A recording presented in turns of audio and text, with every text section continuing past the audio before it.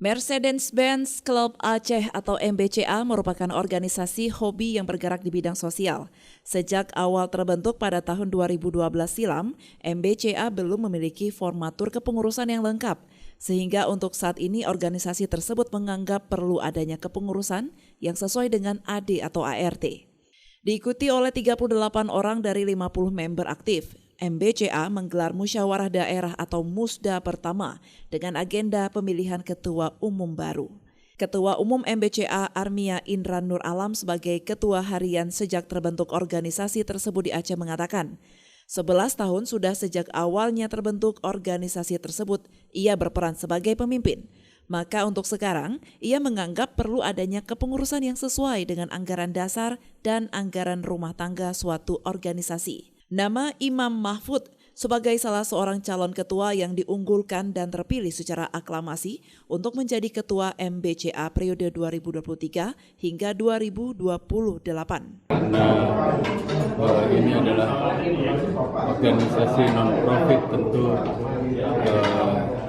susah untuk mencari ketua umum yang baru.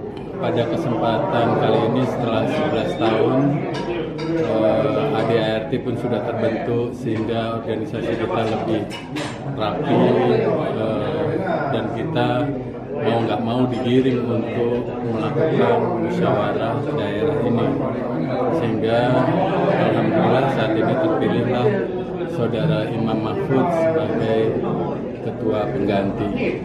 Ketua terpilih Imam Mahfud menyampaikan rasa terima kasih atas kepercayaan yang telah diberikan kepadanya.